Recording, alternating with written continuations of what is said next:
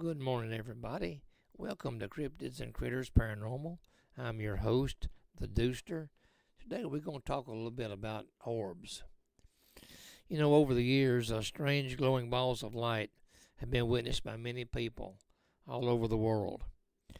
Commonly called orbs, spook lights, and ghost orbs, these balls of pure energy have been observed floating through the woods, hovering over graveyards, and streaking through homes and abandoned buildings. Although most people associate them with ghosts of the dearly departed, they truly remain a mystery to this day. Orbs have been observed during Bigfoot sightings and have been associated with what is referred to as the will o' the wisp, where the strange lights have been known to draw the unsuspecting deeper into the woods. Ghost orbs are not to be confused with what I call the simple dust orbs. Dust orbs are simply specks of dust floating in the air, and no matter how clean or sanitary your home is, I guarantee you're going to have a few dust specks floating around in the air.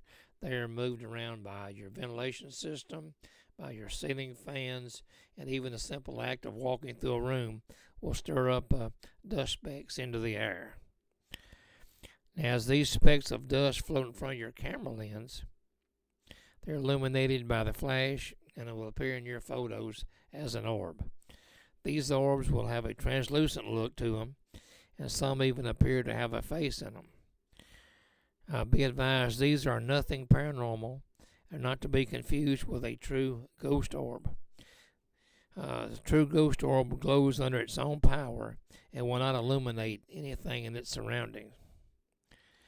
The following is going to be taken from my copyrighted book, Something Wicked, the Bell Witch Phenomenon, I want to share with you today. Even to this day, strange events are reported around or near the old John Bell property. Many have reported seeing balls of light near the old family cemetery, appearing to float along the ground or flitting across the fields that John Bell tended during his lifetime. As reports of these strange lights increased, so did the number of spectators wanting to catch a glimpse of these ghost lights. One did not necessarily have to go inside the John Bell home to witness the ghostly manifestations put on by the Bell Witch. Kate also put on quite a light show outside for the spectators. They had to stand outside because there was no room inside the home. About dusk, the nightly show began as dozens of glowing orbs drifted across the lawn, flitted through the fields, and raced up and down the lane leading to the house. The manifestations had become a sensation of the century and drawing crowds from near and far. Usually every fence post along the lane leading to the house would have a horse hitched to it. Strange orbs of light were commonplace around the John Bell farm and the surrounding property. As word of these ghost lights, as they became known to be called, spread throughout the area, spectators came from near and far, hoping to catch a glimpse of the strange phenomenon.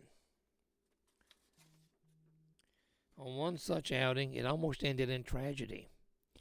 4 teenagers from Springfield drove to Adams one night to witness the ghost lights and decided to park in a lane directly across from the Bellwood Cemetery gates. To make matters worse, they parked on what they thought was an old abandoned railroad spur that crossed the lane. Presently, a light appeared from the north, and it got brighter and brighter and closer, and they were sure they were actually seeing a ghost light. That is, until the ghost light started blowing its horn. They suddenly realized what was happening and had barely gotten the car off the tracks when the locomotive thundered by, missing them by mere inches. Another reported sighting of the mysterious lights occurred on Johnston Springs Road, which is in close proximity to the Bell Cemetery. A man and his family were driving down this narrow lane one night when the headlights of another vehicle suddenly appeared, bearing down on them at a high rate of speed. As there was little room to pass on this narrow roadway, the man pulled his vehicle over to the right shoulder as far as possible, coming to a complete stop to allow the oncoming vehicle to safely pass. The approaching vehicle never even slowed down, and as the headlights continued to bear down on them, a deadly head-on collision appeared inevitable. The family members were paralyzed with fear and braced themselves for the inevitable bone-jarring crash. At the last possible second, the headlights suddenly separated, with one passing on the left and the other passing on the right of the stopped vehicle.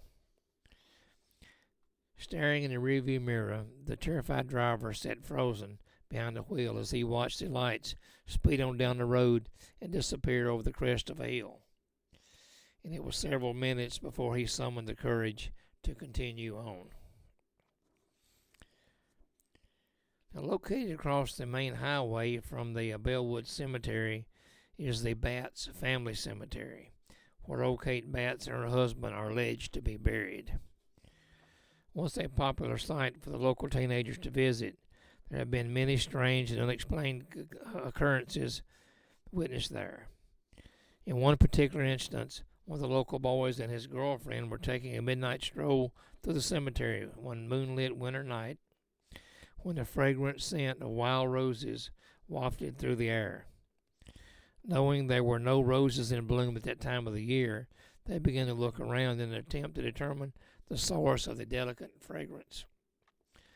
The night air was still, and the fragrance grew so strong and overwhelming that it made it difficult to determine exactly which direction it was coming from. The aroma continued to strengthen, and soon it had become so strong it was almost unbearable. Excuse me. They decided it was time to leave, and as they were making their exit from a cemetery, they distinctly heard a female voice call out to them. Even though they knew they were all alone in the cemetery, they turned to see who was calling them. There, about 3 feet off the ground, they witnessed two brightly glowing orbs of light hovering above one of the tombstones. Excuse me.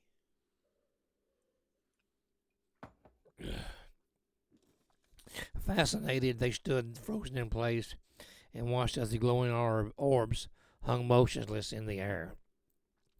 Suddenly, the spirits of light began to move toward them, and the couple made a mad dash for the car. They never even looked back, and as they sped down the narrow winding road, they decided to stay out of cemeteries, especially this one, after dark. And a few days later, the gentleman just happened to be taking a shortcut over to Kenny's Road and decided to make one more stop at the small cemetery. But this time it was in broad daylight. There were only a handful of tombstones, but the one that caught his attention was the one where they had seen the ghost lights hovering over a few nights before. As he read the inscription, chills went up and down his spine, for lightly etched in the face of the stone was the name of Kate Batts. This small cemetery still exists on a property once owned by Frederick and Kate Batts, but the tombstones no longer exist. Their whereabouts remain a mystery to this day. Even to this day, glowing orbs of light can still be witnessed around the small town of Adams.